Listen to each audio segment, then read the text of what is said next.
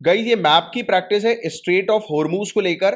ये आपके लिए एक क्वेश्चन है, नीचे कमेंट बॉक्स पर आपको लिखकर बताना है कि स्ट्रेट ऑफ हॉर्मूज जो है उसके आसपास कौन सी कंट्रीज हैं। राइट, तो फटाक से नीचे कमेंट बॉक्स पर इसका आंसर लिखकर बताएं। ये वाला टॉपिक भी मैं कई बार आप लोग को कवर करवा चुका हूं।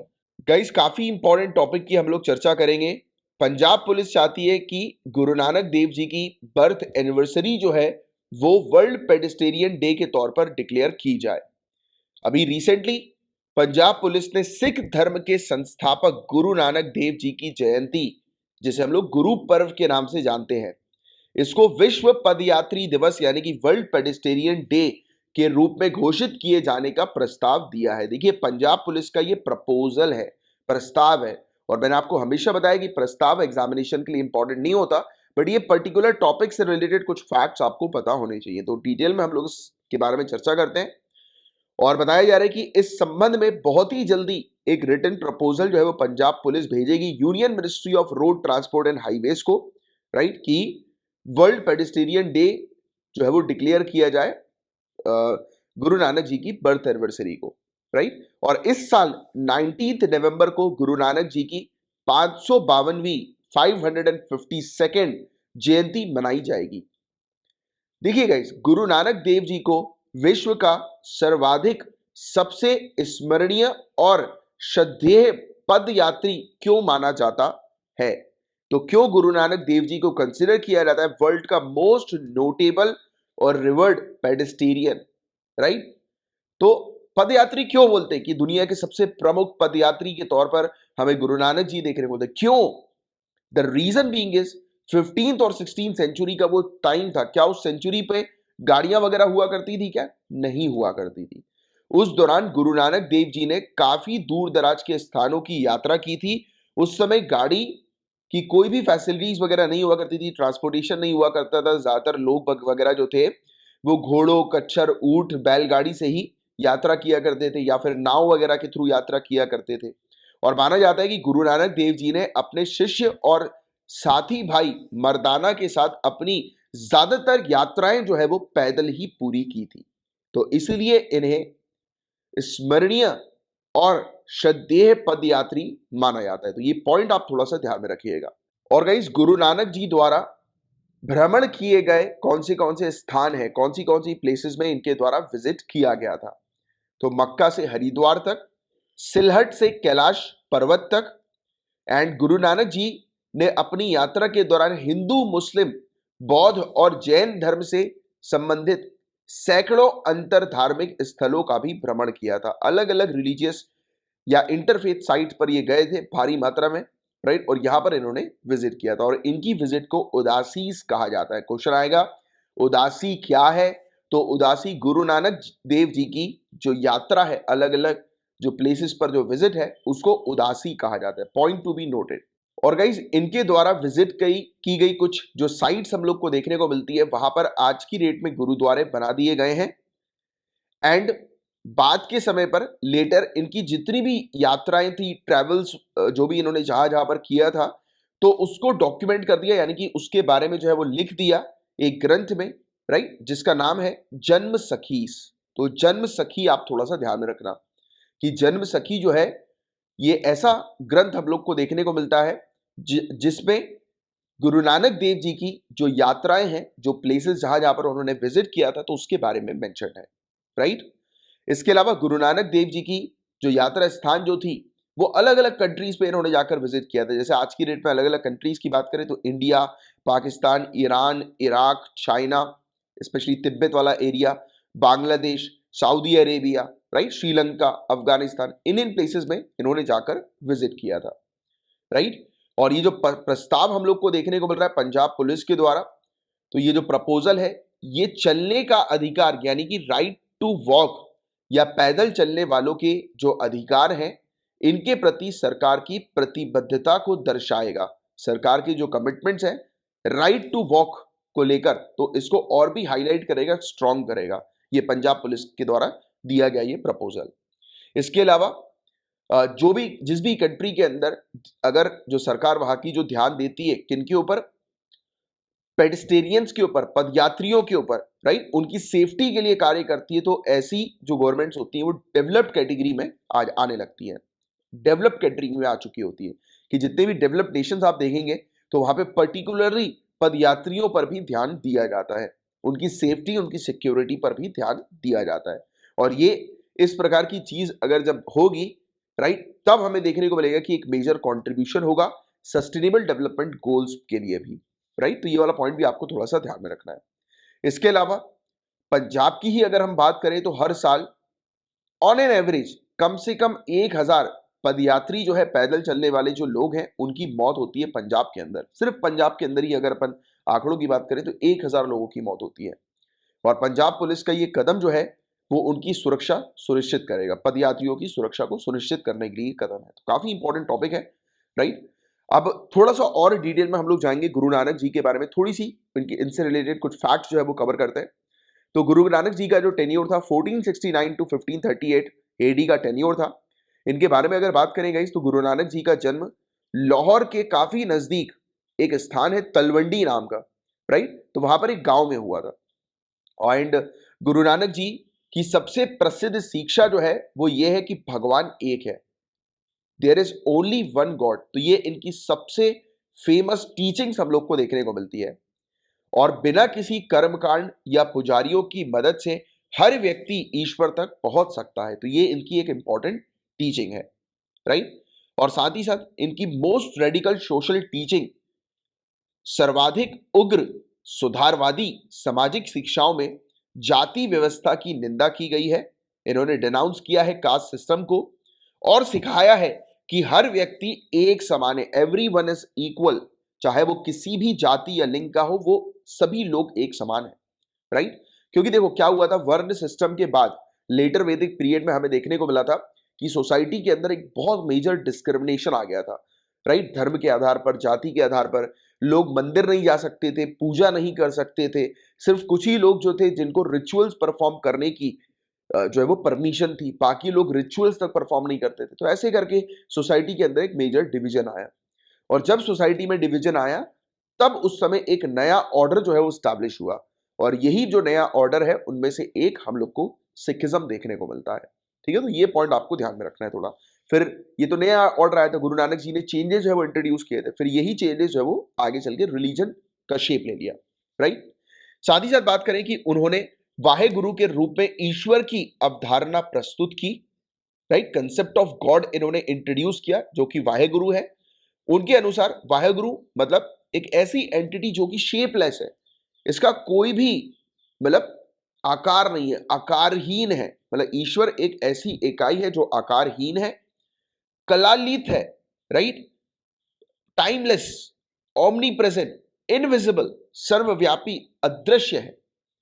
सिख धर्म में ईश्वर को अकाल पुरख और निरंकार के नाम से भी जाना जाता है। तो ये वाली चीज भी आप थोड़ा सा ध्यान रखिएगा। सिखों के सबसे पवित्र ग्रंथ गुरु ग्रंथ साहिब में गुरु नानक द्वारा रचित 974 काव्य भजन शामिल किए गए हैं। तो ये पॉइंट्स है गाइस जिसके बारे में आपको थोड़ी सी जानकारी होनी चाहिए। अब गाइस आप लोग के लिए एक सिंपल सा क्वेश्चन है गुरु ग्रंथ साहिब से रिलेटेड, इसका आंसर बकायदा आपको 6th क्लास की एनसीईआरटी में मिल जाएगा। मैं 2 स्टेटमेंट बोलूंगा, आपको बताना है कि इन दोनों स्टेटमेंट में से कौन सा स्टेटमेंट करेक्ट है, या दोनों ही करेक्ट है, या कोई भी करेक्ट नहीं है, ठीक है। तो ऐसे 4 ऑप्शन है आपके पास, A correct, B correct, A B correct, या नन ऑफ द अबव, ठीक है। तो ऑप्शन ए ये है कि गुरु ग्रंथ साहिब में तुलसीदास जी की रचनाएं शामिल हैं। ऑप्शन बी, गुरु ग्रंथ साहिब में कबीर दास जी की रचनाएं शामिल हैं। तो आप बताएं इन दोनों ऑप्शन में से कौन सा ऑप्शन यानी कि स्टेटमेंट में से कौन सा करेक्ट है, राइट, बताएं। दूसरा क्वेश्चन आपके लिए यह है कि गुरु ग्रंथ साहिब की स्टार्टिंग जो है वो किसके द्वारा की गई, एंड गुरु ग्रंथ साहिब जी का फाइनल कंपाइलेशन किसके द्वारा किया गया। गुरु ग्रंथ साहिब का यानी कि टेक्स्ट सेक्रेट टेक्स्ट बुक जो हम लोग को देखने को मिलती है, इसका फाइनल कंपाइलेशन किसने किया। और इसका आंसर भी आपको बकायदा 6th क्लास की एनसीईआरटी में ही मिल जाएगा। तो नीचे कमेंट बॉक्स पर जो है वो लिखकर बताएं इन दोनों क्वेश्चन के आंसर। गाइस काफी इंपॉर्टेंट टॉपिक के बारे में हम लोग डिस्कस करेंगे, G20 या ग्रुप ऑफ 20 नेशन के बारे में। तो पहले मैं आपको G20 की इंपॉर्टेंस के बारे में बताता हूं, फिर हम लोग डिस्कस करेंगे कि ये टॉपिक न्यूज में क्यों आया था। तो G20 की बात करें तो सिंपल शब्दों में आपको ये चीज ध्यान में रखनी है, G20 एक प्लेटफॉर्म है। ये एक ऐसा प्लेटफॉर्म है जहां पर दुनिया की सबसे लार्जेस्ट और फास्टेस्ट ग्रोइंग कंट्रीज जो होती हैं, जो सबसे बड़ी कंट्रीज हैं, किस कॉन्टेक्स्ट में सबसे बड़ी, इकोनॉमिक कॉन्टेक्स्ट में, यानी कि इकोनॉमिकली जो सबसे लार्जेस्ट और फास्टेस्ट ग्रोइंग कंट्रीज जो हम लोग को देखने को मिलती है, उनका ये प्लेटफॉर्म हमें देखने को मिलता है। अब आपके दिमाग में तुरंत क्लिक होना चाहिए कि ऐसी कंट्रीज जो कि इकोनॉमिकली काफी बड़ी हैं, राइट, तो उनका ये प्लेटफॉर्म है, मतलब कि यहां पर इकोनॉमिक और फाइनेंस को जो है वो जोड़ा गया है। इसका सीधे सीधे मतलब ये है कि ये कंट्रीज यहां पर आकर किस चीज के बारे में डिस्कशन करती हैं, तो डिस्कशन करती है कि किसी भी प्रकार का कोई भी फाइनेंशियल क्राइसिस जो है वो वर्ल्ड लेवल पर नहीं होना चाहिए, तो उससे रिलेटेड ये डिस्कशन करती हैं। वर्ल्ड लेवल पर सभी कंट्रीज की इकोनॉमी जो है वो ग्रो हो, सभी कंट्रीज जो है वो डेवलप करें, इस पर यहां पर डिस्कशन होता है। बट देखिए, ये जो फाइनेंस और इकोनॉमिक पॉइंट ऑफ व्यू से जो डिस्कशन हुआ करता था, ये पहले इनिशियल स्टेज में हुआ करता था। आज की डेट में इनके डिस्कशन पे और भी काफी सारी चीजें शामिल है, जो कि आज की डेट में जो इंपॉर्टेंट इंटरनेशनल मुद्दे हम लोग को देखने को मिलते हैं, उस पर भी ये डिस्कशन करते हैं। बट हाँ, इनिशियली इनका मेन फोकस जो होता है वो इकोनॉमिक और फाइनेंशियल पॉइंट ऑफ व्यू से हम लोग को देखने को मिलता है। तो ये सिंपल सी चीज है जिसको आप थोड़ा सा ध्यान में रखिए। कुछ फैक्ट्स जानते हैं इसके बारे में, G20 के बारे में, जैसे कि इसके मेंबर्स जो हैं, अगर आप पूरे दुनिया भर की कंट्री में G20 के मेंबर्स को अगर आप देखें, G20 कंट्रीज को देखें, तो G20 कंट्रीज जो हैं वो पूरे दुनिया भर की जीडीपी का 85% कंट्रीब्यूट करती है। तो आप खुद ही अंदाजा लगा सकते हैं कि G20 कंट्री यानी कि G20 के अंदर इस प्लेटफॉर्म में जो सदस्य हैं वो कितने ज्यादा इकोनॉमिकली पावरफुल है। पूरे दुनिया भर की जीडीपी का 85% का कंट्रीब्यूशन G20 के सदस्य की तरफ से हम लोग को देखने को मिलता है। और 2/3 जो जनता है पूरे दुनिया भर की, पॉपुलेशन है पूरे दुनिया भर की, वो G20 का हिस्सा है, राइट, यानी कि वो पॉपुलेशन उन कंट्री से बिलोंग करती है जो G20 की मेंबर कंट्रीज है। तो ये पॉइंट आपको ध्यान में रखना है। एंड G20 की जो समिट होती है उसे फॉर्मल तौर पर, औपचारिक रूप से इसे summit on financial markets and world economy कहा जाता है। वित्तीय बाजार एवं या तथा वैश्विक अर्थव्यवस्था शिखर सम्मेलन के रूप में इसे जाना जाता है। तो ये पॉइंट आपको ध्यान में रखना है। अब देखिए गाइस, इस ग्रुप की उत्पत्ति कैसे हुई, कैसे एस्टैब्लिश हुआ ये ग्रुप, तो इसका बैकग्राउंड थोड़ा सा हम लोग समझते हैं। तो समय था 1997-1998 का। इस समय एशियन फाइनेंशियल क्राइसिस आया था, एशियाई वित्तीय संकट आया था। तो उस समय बहुत बुरी हालत हो गई थी, मार्केट की, कंट्रीज की बहुत बुरी हालत हो चुकी थी, इकोनॉमी एकदम से जो है वो डाउन हो गई थी, राइट।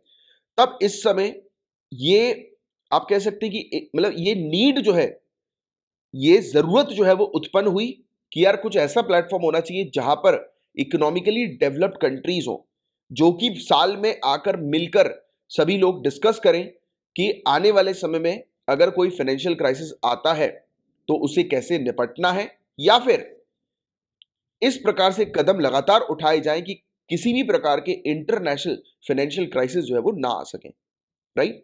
क्योंकि फाइनेंशियल क्राइसिस बड़ी दिक्कत जो है वो दे जाता है, एकदम से इकोनॉमी मार्केट जो है वो डाउन होता है तो बड़ी दिक्कतें जो है वो हो जाती है, लोगों की जॉब्स तक चली जाती है, बहुत स्थिति खराब रहती है, राइट। तो ऐसे संकटों से निपटने के लिए ये बेसिकली ग्रुप जो है वो तैयार किया गया था।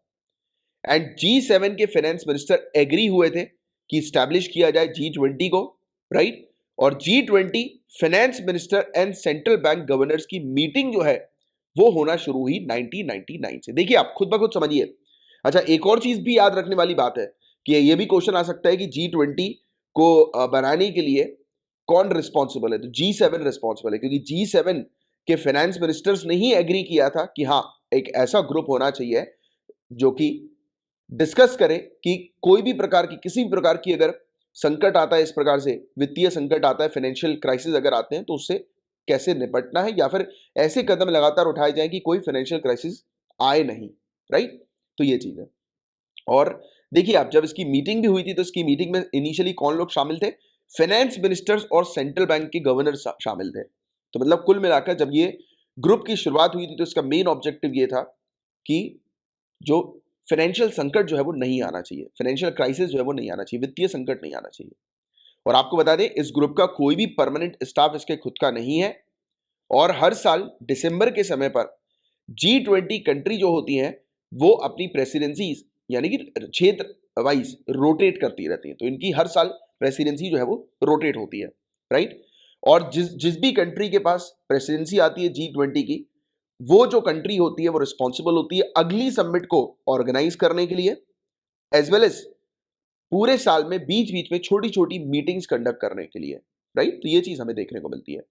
इसके अलावा जो भी हेड कंट्री जो होती है, प्रेसिडेंसी जिसके पास होती है, वो कंट्री अपनी फ्रेंडली कंट्रीज को भी, यानी कि अपने एलायंस को भी बुला सकती है जो G20 का हिस्सा नहीं है, राइट। जो नॉन मेंबर कंट्रीज है उनको एज अ गेस्ट के तौर पर भी वो इनवाइट कर सकती हैं।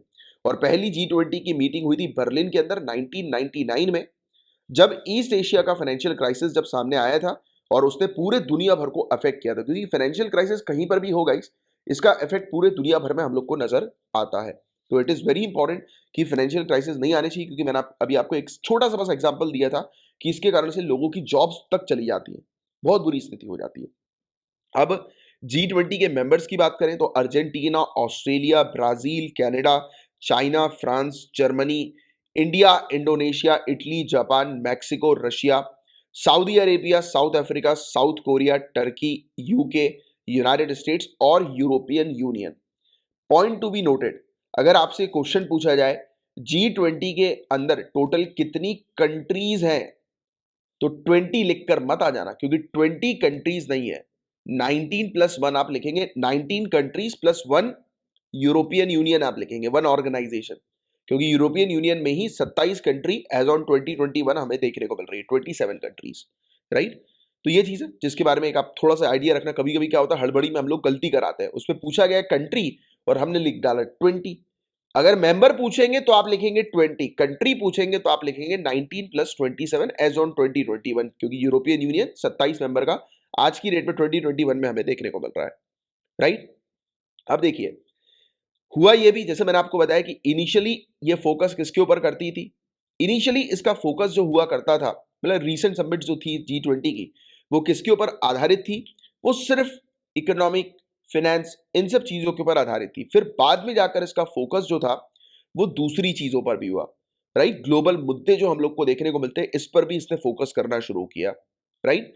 जैसे कि development, climate change and energy, health, counter terrorism, migration and refugees, ये सब भी टॉपिक्स जो है वो यहां पर डिस्कस होना शुरू हो गए इसकी समिट्स के दौरान, इसकी मीटिंग्स के दौरान, राइट। एंड G20 फोकस करना शुरू कर दिया G20 ने कि पूरे दुनिया भर के मुद्दे जो है वो रिजॉल्व किए जाएं इंक्लूसिव और सस्टेनेबल वर्ल्ड के लिए, राइट। तो इसने इस चीज पर भी अपने कंट्रीब्यूशन जो है वो देना शुरू कर दिए, राइट। तो ये था गाइस G20 से रिलेटेड कुछ फैक्ट्स, कुछ इंफॉर्मेशन जो कि एग्जामिनेशन में आपसे पूछी जा सकती है। अब हम बात करेंगे कि G20 का टॉपिक हमें न्यूज में क्यों देखने को मिला है। तो G20 की समिट जो है वो अभी रिसेंटली रोम, इटली के अंदर हमें देखने को मिल रही है, रोम, इटली में। तो आप मुझे बताएंगे कि कौन सी कंट्री आज की डेट में प्रेसिडेंसी के तौर पर हमें देखने को मिल रही है G20 की, नीचे कमेंट बॉक्स पर लिखकर बताएं G20 की हेड कंट्री कौन सी है। तो अभी इसकी समिट हुई इटली में, तो ग्रुप ऑफ 20 कंट्रीज जो हम लोग को देखने को मिल रही हैं, राइट, यानी कि ग्रुप ऑफ 20 नेशंस की ये जो कंट्रीज जो है, जो मेंबर जो हम लोग को देखने को मिल रहे हैं, अगर इनको आप इकट्ठा कर दो, जैसे कि मैंने आपको बताया था, बताएं जरा नीचे कमेंट बॉक्स पर लिखकर कि G20 के मेंबर जो हैं जीडीपी में उनका कितना % कंट्रीब्यूशन है, अगर सबको मिला दोगे तो आप, और पॉपुलेशन के मामले में कितनी कंट्रीब्यूशन ये हम लोग को देखने को मिलता है G20 के मेंबर का, बताएं जरा ये दोनों क्वेश्चन के आंसर बताएं नीचे कमेंट बॉक्स में लिखकर। तीसरी एक और फैक्ट है, ये G20 की जो मेंबर कंट्रीज हैं, अगर आप इनको इकट्ठा कर दें, राइट, इसके मेंबर्स को इकट्ठा कर दें, तो पूरे दुनिया में ग्रीन हाउस गैस का जो एमिशन होता है उसका 3/4 से भी ज्यादा एमिशन के लिए ये कंट्रीज रिस्पॉन्सिबल है। यानी कि सबसे ज्यादा ग्रीन हाउस गैस का एमिशन जो है वो इन्हीं कंट्रीज, या फिर आप कह सकते हैं G20, ये ग्रुप ऑफ 20 से हम लोग को देखने को मिलता है सबसे ज्यादा, राइट। तो अब ये मेनली टारगेट कर रहे हैं, इस समिट के दौरान इसी पर ही डिस्कशन हुआ कि कैसे क्लाइमेट चेंज के इम्पैक्ट को रिड्यूस करना है और कैसे जो पुअर कंट्रीज हैं, डेवलपिंग कंट्रीज है, उनको किस प्रकार से हम मदद करें जिससे कि वो इस क्लाइमेट चेंज के इम्पैक्ट को रिड्यूस करने के लिए केपेबल बन सके। तो देखिए गाइस, इस समिट के दौरान जो है वो क्या क्या चीजें हम लोग को देखने को मिली है, इस समिट के दौरान किन किन चीजों पर जो है वो डिस्कशन हुआ है। तो सबसे पहली चीज तो ये कही गई कि पेरिस एग्रीमेंट का जो गोल है, राइट, जिस गोल के तहत प्री इंडस्ट्रियल लेवल से ज्यादा टेम्परेचर को 1.5 डिग्री 1.5 डिग्री सेल्सियस से ज्यादा टेम्परेचर को बढ़ने नहीं देना है, ग्लोबल वार्मिंग को बढ़ने नहीं देना है। तो ये जो लीडर्स थे G20 के, इन्होंने बोला कि हम इस कमिटमेंट को जो है वो कंटिन्यू रखेंगे और हम बिल्कुल जो है वो फोकस करके इसको जो है वो रिजॉल्व करने की कोशिश करेंगे। तो ये इस पर जो है वो इन्होंने जो है वो कहा, बातचीत हुई। दूसरी चीज ये हुई, ये चोचले जो हम लोग को नेट जीरो के देखने को मिलता है। मैंने चोचले क्यों बोला, तो आप अगर रेगुलर स्टूडेंट है तो आप जानते ही हैं, we have already discuss this topic. और इंडिया भी जो है वो नेट जीरो एमिशन या नेट जीरो कार्बन एमिशन का जो ये आज की डेट में नया चोचला जो चल रहा है, तो उसको हम लोग भी जो है वो नहीं मान रहे हैं। अब ये क्या है, ये जो डेवलप कंट्री है उनके लिए एक और नई, मतलब डिले करने का एक नया मिल गया ऑप्शन। जैसे एग्जाम्पल के तौर पर आप लोग हैं, आप में से काफी सारे लोग, मैं सभी की बात तो नहीं करता हूं बट मैं काफी सारे लोगों की बात करता हूं। आप देखते हैं, पहले आपने बढ़िया, जैसे ही प्रीलिम्स हुआ यूपीएससी का आपका हुआ नहीं, या फिर आपने पहले एग्जाम को स्किप कर दिया हो कि नहीं यार मैं अगले साल लगकर तैयारी करूंगा या करूंगी, आपने बढ़िया अपना टाइम टेबल बनाया कि ये मेरा रूटीन होगा, मैं इतने समय में इतने कोर्स को कंप्लीट कर लूंगी, फिर इतने समय में इतने कोर्स मेरा कंप्लीट हो जाएगा, आपने बढ़िया बना दिया, राइट। फिर क्या हुआ, 5-7 दिन के बाद एक टॉपर ने अपना इंटरव्यू दिया, या फिर आपने किसी टॉपर का इंटरव्यू देख लिया, उसने बोला कि मैं तो ये मेरी स्ट्रेटेजी थी, मैं इस प्रकार जो है वो पढ़ाई करता था या करती थी। आपने उठाया अपना वाला टाइम टेबल फाड़ा, नया टाइम टेबल बना दिया। फिर उसके एक आधी हफ्ते बाद फिर और कोई नया टॉपर का आपको मिल गया, या फिर आपके दोस्त ने बोल दिया भाई ऐसा मत पढ़ वैसे पढ़, तो आपने अपना पढ़ा, फिर उसका जो है वो जमा दिया, उसका करना शुरू कर दिया। ऐसे में नहीं निकलेगा एग्जाम। एक टारगेट को पकड़ो और उसको अचीव करने के लिए अपनी जी जान लगा दो। तो इंडिया ने भी यही बोला कि ये चोचले मत करो नेट जीरो कार्बन एमिशन के, जब ऑलरेडी पेरिस एग्रीमेंट है, राइट, पेरिस एग्रीमेंट के तहत गोल जो है, राइट, तो उसको अचीव करने के लिए अपनी जी जान लगाओ ना, नए नए टारगेट्स को क्यों अचीव करो। और दूसरी चीज, हमारा इंटरेस्ट भी है एक। पहली बात तो इन्होंने जो नेट जीरो कार्बन एमिशन की जो बात करी, और हमारा आत्मनिर्भर भारत अभियान जो हमने अभी लॉन्च किया है, इसके तहत हम अपनी कंट्री को मैन्युफैक्चरिंग हब जो है वो बनाना चाहते हैं। इंडिया मैन्युफैक्चरिंग हब जो है वो बनेगी। अब मैन्युफैक्चरिंग हब बनेगी तो ऑब्वियस ही बात है कि इंडस्ट्रीज वगैरह हम सेटअप कर रहे हैं, तो उसमें पोल्यूशन तो होगा ही होगा। तो ये हमारे आत्मनिर्भर भारत अभियान के इंटरेस्ट के खिलाफ हो जाएगा अगर हम इस पे कमिटमेंट कर देते हैं, तो नेट जीरो एमिशन पर कमिटमेंट कर देते हैं, तो है ना। तो इसलिए हमने अपने इंटरेस्ट को भी देखा। और दूसरी बात, हमने देखो क्या होता है, ब्यूरोक्रेसी का एक रूल होता है। सिविल सर्विसेज के अंदर आप ब्यूरोक्रेसी की तैयारी कर रहे हैं, ब्यूरोक्रेट बनना चाहते हैं, तो उसका एक रूल होता है, कभी भी जो है अपने इंटरेस्ट को फुलफिल करने वाली बात पहले मत कहो, पहले कभी भी नहीं। और ये लाइफ का भी रूल है, अगर आपको कोई चीज चाहिए तो उसके बारे में पहले मत बात करो।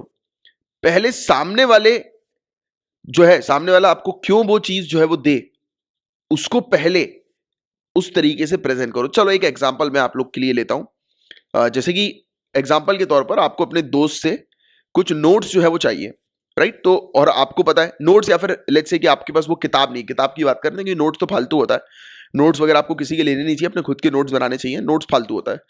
प्रैक्टिकल बात करें, जैसे आपको एक किताब चाहिए, आपके पास नहीं है और आपको वो किताब रीड करनी है, ठीक है, तो आपको ये नहीं बोलना अपने दोस्त से जाके कि यार ये किताब बहुत अच्छी है, मुझे दे दे यार, मेरे को बहुत जरूरत है। आप अगर आपने ये बोला तो वो आपको नहीं देगा। उसकी वजह यह है कि काफी सारे लोग दे भी देते हैं, ऐसा नहीं कि अच्छे लोग नहीं, अच्छे लोग भी हैं, बट प्रॉब्लम क्या है कि सामने वाले को अगर आपकी कमजोरी पता लग गई या फिर आपकी जरूरतें पता लग गई, तो फिर वो आपको एक्सप्लॉइट करना शुरू कर देगा। और ब्यूरोक्रेसी का एक रूल यही कहता है कि आपको कभी भी अपनी जरूरतें सामने वाले को नहीं बताना है, राइट। सामने वाले को कभी अपनी जरूरतें मत बताओ, सामने वाले को ये बताओ कि वो जो है, अगर वो आपको बुक देगा तो उसका क्या फायदा होगा। तो सामने वाले के फायदे को सामने अगर रखोगे आप, राइट, जिससे आप जो है वो काम करवाना चाहते हो, उसके फायदे को सामने रखोगे तो आपका काम और जल्दी हो जाएगा। जैसे आपको उससे बुक चाहिए तो उसको बोलो कि यार मुझे ऐसा लगता है कि इसके पिछले एडिशन में कुछ जो था वो गड़बड़ी थी, मैंने पढ़ा हुआ है इसके बारे में, इस वाले एडिशन में क्या पता उन्होंने अपग्रेड किया या नहीं किया, एक बार दिखा यार मुझे, मैं इसको चेक करके तेरे को 2 दिन में देता हूं। कुछ गड़बड़ी होगी तो मैं इसको करेक्ट कर लूंगा, क्योंकि मेरे इस फलाना टीचर ने जो है वो बोला था, ऐसे करके बत्ती दे दो कि यार कि इसमें यहाँ पे कुछ कुछ चीजों में गड़बड़ी है, तू दे, मैं इसको करेक्ट करता हूँ, दोनों का काम हो जाएगा। एक तो करेक्शन भी कर लूंगा मैं, अपग्रेडेशन भी हो जाएगा, और तेरा भी जो है वो, तुझे भी कोई मेहनत करने की जरूरत नहीं पड़ेगी, तेरे को बता दूंगा कहाँ पे करेक्शन करना है, पढ़ लो बढ़िया अपना, फिर दे दो उसको, बोलो कि अरे नहीं यार ये सही है, करेक्टेड है, खत्म। बोलो कि पब्लिकेशन ने करेक्ट किया, क्या दिक्कत है, अपना काम करो। अपनी जरूरतों को दूसरों के सामने मत रखो, जहां रखोगे वहां बैंड बजेगी तुम्हारी, ये बात पक्की है। क्योंकि लोग नहीं कदर करते यार, लोग को तो मौका चाहिए होता है। अगर उनको पता लग गया आपको पैसों की जरूरत है या दूसरी चीज की जरूरत है, तो they will going to exploit you, वो आपको एक्सप्लॉइट ही करेंगे, राइट। तो इसलिए कभी भी अपनी जरूरतों को किसी के सामने मत रखो, ये एक इंपॉर्टेंट चीज है जो मैं अक्सर कहता हूं, ये चीज याद रखना। चलो, तो वही चीज हमने भी यही बोला कि बनेगा, हमने बोला कि यार हमने आत्मनिर्भर भारत की बात नहीं करी, हमने तो ये बोला कि क्या मजाक लगा के रखा है, पुराने गोल्स को तो अचीव कर नहीं रहे हो, नए गोल्स बनाते हुए चल रहे हो, तो ये चीज थी बस, राइट। हालांकि G20 समिट के दौरान इसी पर बातचीत हुई, इन्होंने बोला कि कोई डेट वगैरह निर्धारित मत करो, उसकी जगह आप बोल दो कि मिड सेंचुरी तक जो है वो हम लोग नेट जीरो कार्बन एमिशन को अचीव करने का काम करेंगे। फिर इसके अलावा इन्होंने बोला कि अब नए कोयले जो कोल माइनिंग्स के जो प्लांट्स वगैरह होता है ना, कोयले खदान वगैरह जो होती है उसकी माइनिंग वगैरह, तो उस पर कोई नया इन्वेस्टमेंट नहीं करना, कोई फंडिंग नहीं करना, तो ये चीज कही गई। फिर इन्होंने कहा कि यार जो डेवलपिंग कंट्रीज को जो पैसे देने हैं डेवलप्ड कंट्रीज को, ये कमिटमेंट थे ना कि डेवलप कंट्री जो है वो 100 बिलियन US डॉलर्स प्रोवाइड करेगी किसको, डेवलपिंग कंट्रीज को, तो वो अभी तक फुलफिल नहीं हुआ, तो कह रहे हैं कि उस पर काम किया जाए, तो ये वाली बात हुई। इसके अलावा एक और बात हुई, जैसे कि इस टॉपिक को भी मैं आपको पढ़ा चुका हूं, जो एमएनसीज होती है, मल्टीनेशनल कंपनीज वगैरह होती हैं, जैसे कि एग्जांपल के तौर पर अमेजोन का एग्जांपल हम लेते हैं। अब अमेजोन है, अब वो बिजनेस कर रही है इंडिया में, बट वो इंडिया में टैक्स जो है वो पे नहीं कर रही, वो अपनी कंट्री में टैक्स पे कर रही है, राइट। तो ये तो गड़बड़ है ना, ये तो गलत बात है। और ऐसे काफी सारी डेवलपिंग कंट्रीज को बड़ा नुकसान हो रहा है इस प्रकार की एमएनसीज के कारण। तो अब कहा जा रहा है कि एमएनसीज के ऊपर मिनिमम 15% का टैक्स जो है वो इम्पोज किया जाएगा। अभी भी ये वाली चीज फाइनलाइज नहीं हुई, अभी भी इसका एक प्रपोजल ही हम लोग को, बट फाइनलाइजिंग स्टेज पर है ये वाली चीज भी, राइट। बट ये आपको एक आइडिया होना चाहिए, इसके बारे में भी हम बात कर चुके हैं पहले भी। इसके अलावा गाइस, वर्ल्ड हेल्थ ऑर्गेनाइजेशन को कहा गया कि वर्ल्ड हेल्थ ऑर्गेनाइजेशन और भी ज्यादा मात्रा में वैक्सीन को जो है वो शामिल करे, राइट, अपनी लिस्ट के अंदर, वन हेल्थ अप्रोच के थ्रू, राइट। और फाइनेंस और टेक्नोलॉजी प्रोवाइड कराए वैक्सीन प्रोडक्शन के लिए, राइट, mRNA हब्स में, राइट, जो साउथ अफ्रीका, ब्राजील और अर्जेंटीना में है, तो उनको और पैसा दिया जाए, टेक्नोलॉजी से उनको अवगत कराया जाए, जिससे कि और ज्यादा मात्रा में वैक्सीन का प्रोडक्शन हो, और भी वैक्सीन को जो है वो शामिल करें।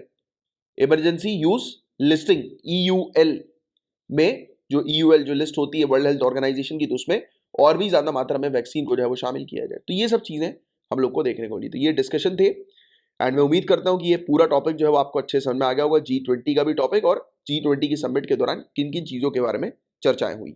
गाइज, अब हम लोग बात करेंगे डेंगू से रिलेटेड कुछ इंपॉर्टेंट फैक्ट्स के बारे में। तो आपको डेंगू के बारे में कुछ जानकारी होनी चाहिए। जैसे कि पहली बात, तो डेंगू वायरस जो है वो किस मच्छर के काटने से होता है, तो मादा एडीज मच्छरों के काटने से फैलता है ये डेंगू वायरस। तो ये पॉइंट आपको बहुत अच्छे से ध्यान में रखना है, ठीक है। दूसरा पॉइंट आपको ध्यान में रखना है कि ये जो मच्छर होते हैं वो केवल दिन के समय पर ही काटते हैं, ठीक है। एंड तीसरा पॉइंट आपको जो ध्यान में रखना है कि ये मच्छर जो है वो सिर्फ 400 मीटर की ऊंचाई तक ही उड़ पाते हैं। तो ये 3 इंपॉर्टेंट पॉइंट्स है जो आपको ध्यान में रखना है। एंड यूजुअल तौर पर, आमतौर पर तो ज्यादा कुछ प्रॉब्लम आती नहीं है, हल्की फुल्की बीमारी होती है, बट हाँ, अगर ये डेंगू का इन्फेक्शन काफी सीवियर हो जाए तो ये फटाल हो सकता है। फटाल मतलब कि काफी मतलब घातक साबित हो सकता है, मृत्यु हो सकती है लोगों की, डेंगू के कारण इवन लोगों की मृत्यु तक हुई है। वर्ल्ड हेल्थ ऑर्गेनाइजेशन ने कुछ आंकड़े दिए हैं, बताया है कि हर साल 100 से लेकर 400 मिलियन डेंगू के इन्फेक्शन जो है वो हर साल होते हैं, राइट। और अभी पिछले कुछ दशकों में, डिकेड्स में, पिछले कुछ डिकेड्स में ये बढ़ रहे हैं, राइट, काफी तेजी से। तो ये कुछ पॉइंट है जिसके बारे में आपको जानकारी होनी चाहिए। और अभी बताया जा रहा है कि 2016 के बाद इस साल डेंगू के केसेस बहुत ज्यादा हाई हम लोग को देखने को मिले, ऑल टाइम हाई फिगर है 16,129, 16,129 डेंगू के केसेस पंजाब के अंदर रिकॉर्ड किए गए हैं। अब एक और चीज आपको ध्यान में रखनी है कि ये डेंगू के केसेस जो बढ़ते हैं, ये साल में पूरे समय डेंगू नहीं होता है, यानी कि थ्रू आउट द ईयर नहीं होता ये डेंगू, बट आप अक्सर देखेंगे कि जैसे ही मानसून फिनिश होता है, राइट, मानसून के खत्म होने के बाद ये डेंगू के केसेस एकदम पीक पर जो है वो चले जाते हैं, ठीक है। और हर साल जुलाई से लेकर नवंबर पर इसके केसेस बढ़ने की घटना हम लोग को देखने को मिलती है। तो पूरे साल भर डेंगू नहीं होता है, ये अक्सर बारिश के बाद, मानसून के बाद हम लोग को देखने को मिलता है इस डेंगू के केसेस। तो आपको पता ही होगा कि डेंगू जो है वो, मतलब ये मच्छर जो है वो पनपते कहाँ पर है, तो रोका हुआ पानी, बोलते हैं ना कि कहीं पर भी रोका हुआ पानी है, टायर वायर पे या फिर आपके घर के आसपास किसी कॉरिडोर में थमा हुआ रोका हुआ पानी है, तो तुरंत उसको रिलीज करें। तो लोग अक्सर ध्यान नहीं देते, और पंजाब के अंदर ये केसेस इतने ज्यादा भी बढ़े हैं क्योंकि ध्यान नहीं दिया गया है, इंडोर स्प्रे वगैरह नहीं हो रहे हैं, राइट, इंडोर स्पेसेस में स्प्रे वगैरह नहीं किए जा रहे हैं, राइट, और उसी के कारण ये सब मच्छर जो है वो पनप रहा है। और जब भी डेंगू के केसेस किसी एरिया में होता है तो फिर इग्नोर कर दिया जाता है, वहां पर स्ट्रिक्ट एक्शन नहीं लिया जाता, और रेगुलर बेसिस पर तो स्प्रे वगैरह होते रहना चाहिए, राइट, ये बहुत ज्यादा जरूरी है। आपके घर के आसपास भी आप कई बार देखते होंगे, राइट, कि वो मशीन जो आती है वो धुआं करने वाली, वो इसलिए आती है वो कि ये सब जितने भी मच्छर वगैरह जो पनप रहे हैं वो मर जाए, है ना। और ये था पूरा ओवरऑल टॉपिक डेंगू से रिलेटेड। उम्मीद करता हूँ आपको अच्छे से ये टॉपिक समझ में आ गया होगा। अब गाइस देखिए, यहाँ पर बात हो रही है डॉल्फिन्स के बारे में, इंडस रिवर डॉल्फिन्स के बारे में। तो पंजाब जो है वो गाइज एक प्रोग्राम लेकर आ रहा है। पंजाब ने प्रपोजल रखा है इस प्रोग्राम का।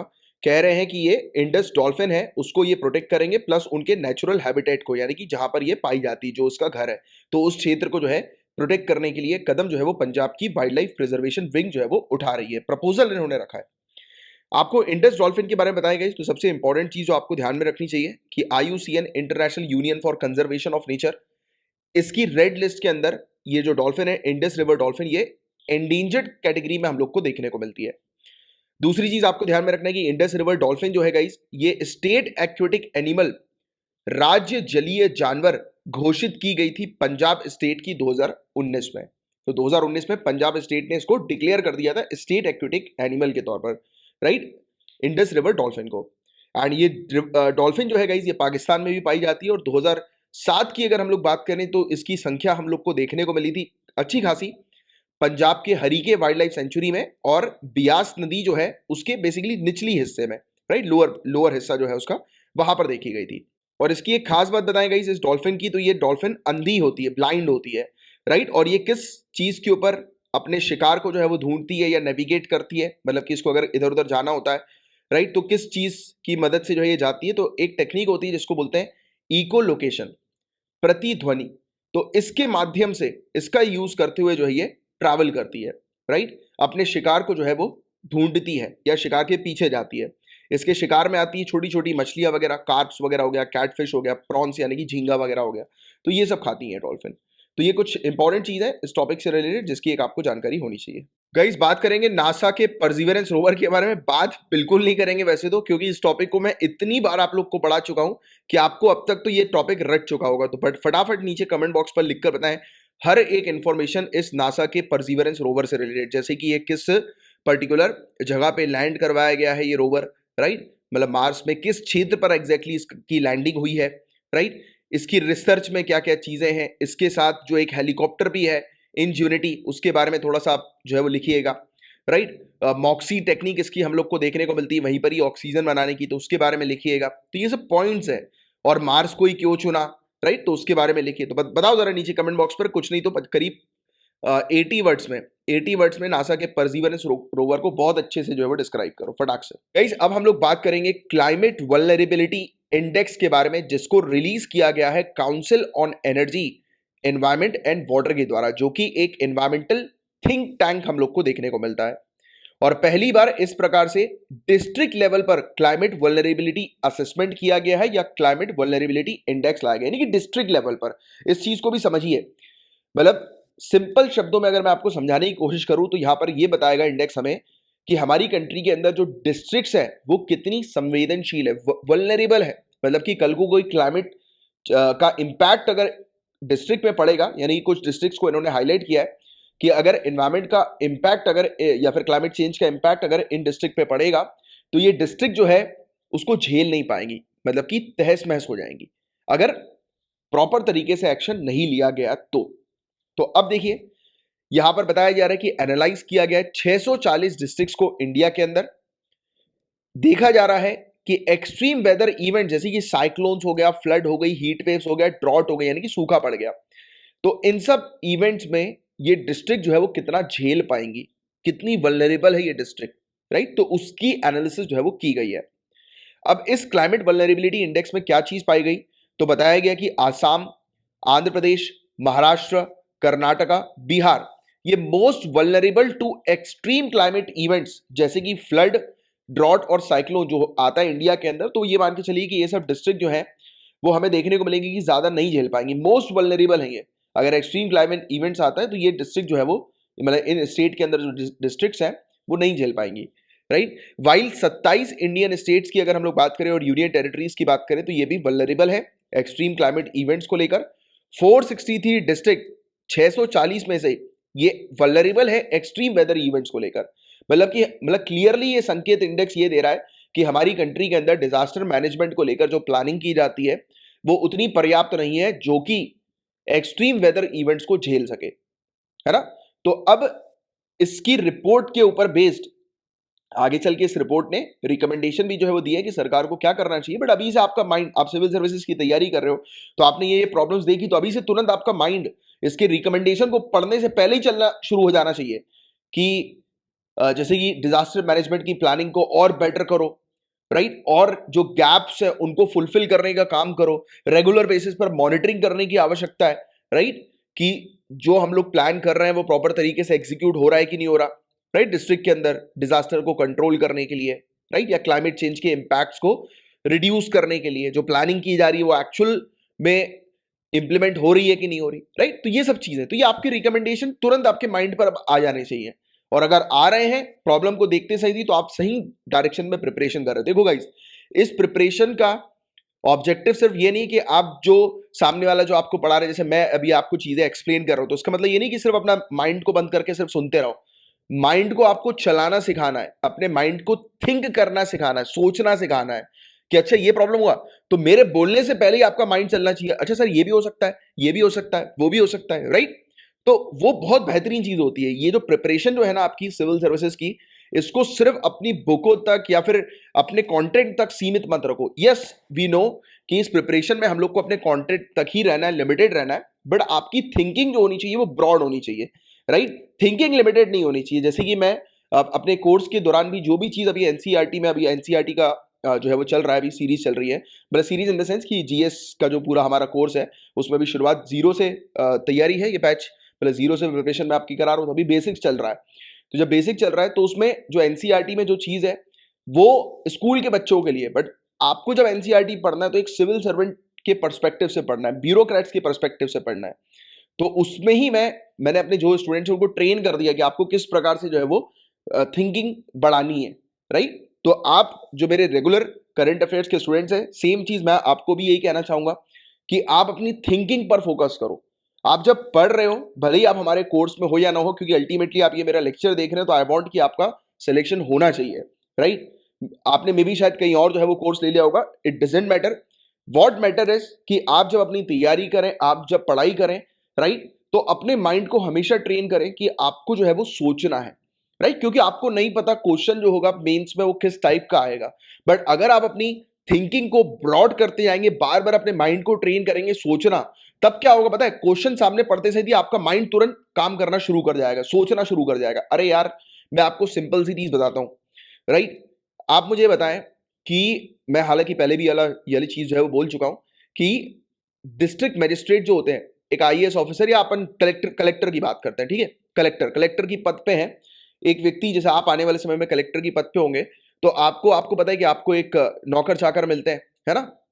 बहुत सारे ऑफिशियल्स आपको जो है वो मिलते हैं जो कि आपके अंडर रहते हैं, आपके लिए काम कर रहे होते हैं, जैसे आपके घर पे, राइट, आपको खाना बनाने के लिए कुक दिया जाता है, आपको वॉचमैन दिया जाता है, आपको सिक्योरिटी दी जाती है, राइट, आपको कपड़ा प्रेस करने के लिए भी एक व्यक्ति जो है वो दिया जाता है आपको कि वो आपके कपड़े प्रेस करें, गार्डन को मेंटेन करने के लिए कुछ लोग दिए जाते हैं आपको, राइट। तो शाही लाइफ होती है।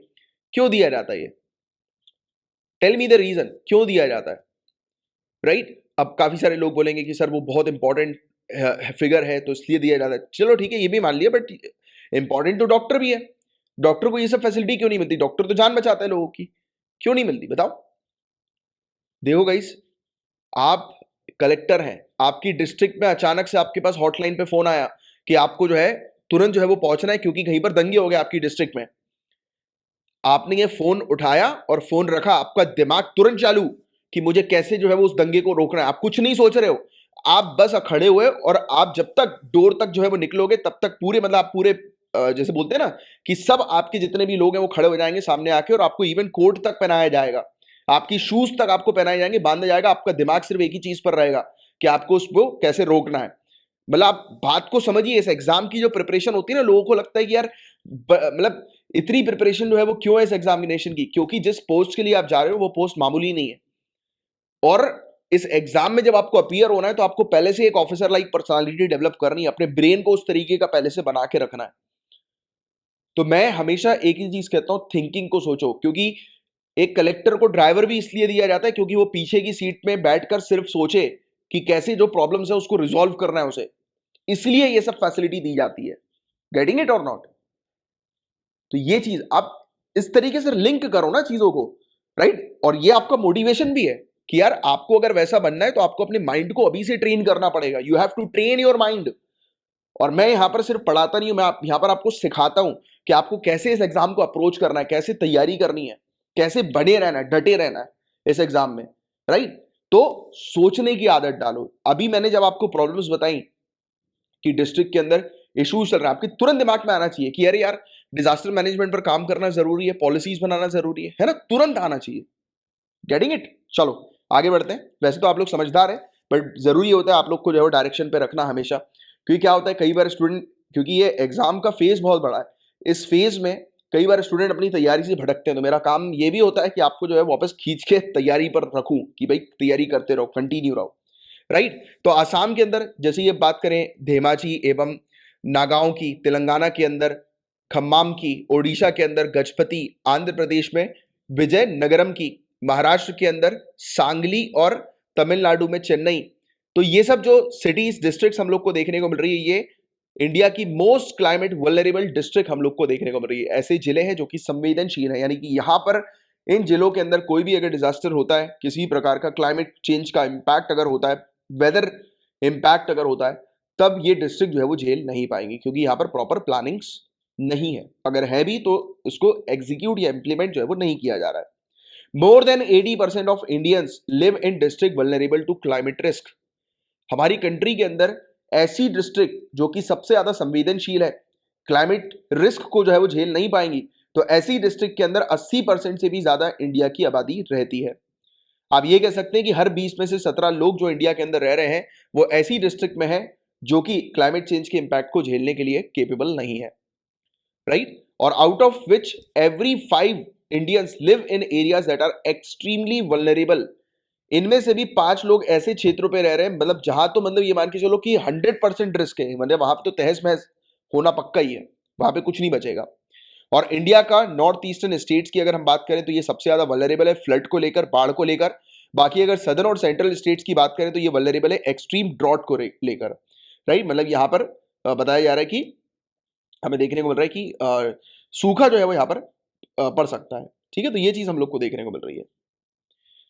और फिर इसके अलावा अब ये इंडेक्स को बनाते समय किस प्रकार से जो है वो डिस्ट्रिक्ट का आकलन किया गया, एक्सेस किया गया किस प्रकार से डिस्ट्रिक्ट को, तो देखा गया पहली बात तो उस डिस्ट्रिक्ट के अंदर, जैसे कि अगर साइक्लोन की बात करें, फ्लड शेल्टर की बात करें, कि मतलब इन सब जो डिजास्टर से उनको झेलने की क्षमता है कि नहीं इस डिस्ट्रिक्ट में, तो उसको देखा जाता है कि प्रॉपर इंफ्रास्ट्रक्चर है कि नहीं, सरकार जो है वो प्रॉपर पॉलिसीज बना रही है कि नहीं बना रही, अब अपडेट कर रही है कि नहीं कर रही है अपने डिजास्टर मैनेजमेंट प्लान्स को, मिटिगेशन स्ट्रेटजीज बना रही है कि नहीं बना रही, उसको अपडेट कर रही है कि नहीं कर रही, स्टैंडर्ड ऑपरेटिंग प्रोसीजर एसओपी वहां पर है कि नहीं, राइट? अगर एक्सट्रीम वेदर इवेंट कुछ भी होता है तो वहां पर लोगों को कैसे कंट्रोल करना है, कैसे उनको एक सेफ जगह पर लेकर जाना है, राइट? डिजास्टर से पहले किस प्रकार से वार्निंग देनी है, कैसे शिफ्ट करना है, डिजास्टर अगर हो गया तो जो फंसे हुए लोग हैं उनको कैसे निकालना है, तो पूरी स्ट्रेटजी है कि नहीं गवर्नमेंट के पास। तो ये सब चीजें जो है वो देखा जाता है, राइट? फिर उसके बाद फिर ये इंडेक्स तैयार किया गया। अब इंडेक्स की क्या महत्व की अगर हम लोग बात करें तो देखो, पहली बात तो ये हमें बता रहा है कि हमारी कंट्री के अंदर कौन सी डिस्ट्रिक्ट्स हैं जहां पर प्रॉपर प्लानिंग लाने की आवश्यकता है, प्रॉपर स्ट्रेटजीज लाने की आवश्यकता है, राइट? और यहां पर आवश्यकता है कि डिजास्टर मैनेजमेंट को अपग्रेड करने की। तो ये सब चीजें यहां पर हमें देखने को मिलती है, राइट? तो ये चीजें हैं जिसके बारे में एक बस आपको आइडिया होना चाहिए। बाकी इस स्टडी के अंदर नेचुरल डिजास्टर जैसे कि अर्थक्वेक्स को जो है वो कंसिडर नहीं किया गया है। और बाकी रिकमेंडेशन की बात करें तो ये रिकमेंडेशन वैसे तो आपको आपको खुद ही रिकमेंडेशन सोल्यूशन जो है वो बनाने चाहिए, कायदा तो ये कहता है, बट फिर भी कुछ चीजें मैं आपको बता देता हूँ। जैसे कि high resolution climate risk Atlas बनाने की आवश्यकता है, जैसे कि हमारी कंट्री में कौन सी डिस्ट्रिक्ट्स हैं जो कि वल्नरेबल है, राइट? जहां पर बेटर तरीके से आप कह सकते हैं कि प्रॉपर प्लानिंग की आवश्यकता है, राइट? जहां पर सबसे ज्यादा रिस्क है तो सबसे पहले उनको प्रायोरिटी में रखकर उन पर काम किया जाए, है ना?